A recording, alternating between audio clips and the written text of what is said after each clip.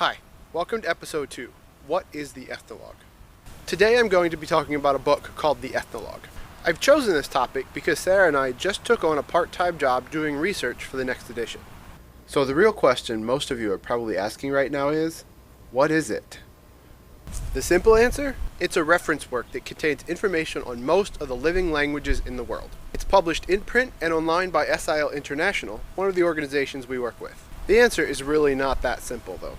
The last edition of the Ethnologue, the 16th edition, contained information on 6,909 different languages. It's a massive research project that's been underway for over 60 years and involved hundreds of linguists from all over the world.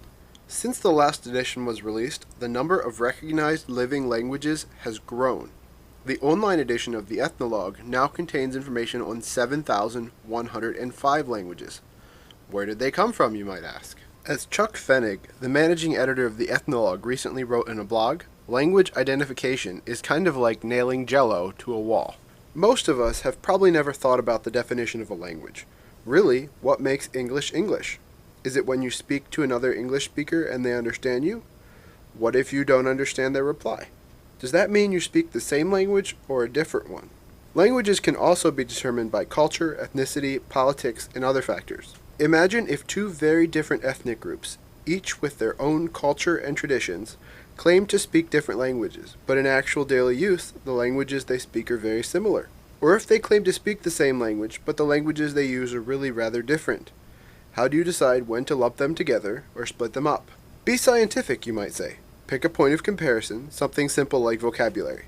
If two people use the exact same word for everything, they speak the same language. Not likely. I can't even agree with my wife over whether to call the evening meal supper or dinner. So what number would be an appropriate cutoff? 99% similar vocabulary? 90?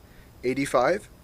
And what if two people use the exact same words for everything but have different word order? Again, it's not so simple. Another challenge is that language is constantly changing. We're all constantly learning new ways to say things, from texting lingo to new words, and things like Google becoming a verb. When you combine that with large-scale shift over time, things like parents encouraging their children to learn other languages so they have better access to jobs, finding a language can be pretty challenging. So what information does the Ethnologue actually track? Here are some samples from the entry on English. ISO 639-3 is an international standard in which each recognized language gets a permanent 3-letter identifier code. Population, or the number of people who speak a given language, is also something the Ethnologue tracks. Location is a big one. The Ethnologue tracks where a given language is spoken all around the world. Typology refers to how different languages are classified and can include things like grammar and word order. These are just a few of the types of information the Ethnologue tracks. I'd encourage you to check it out for yourself sometime. All this information is invaluable to anyone interested in Bible translation and language development.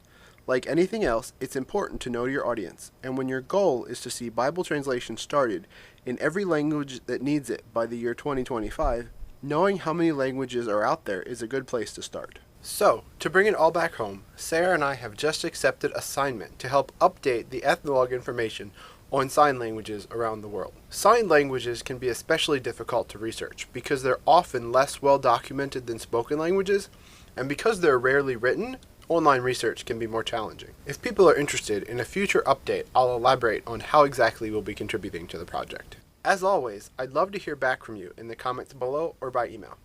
That's it for today. See you again in 2 weeks.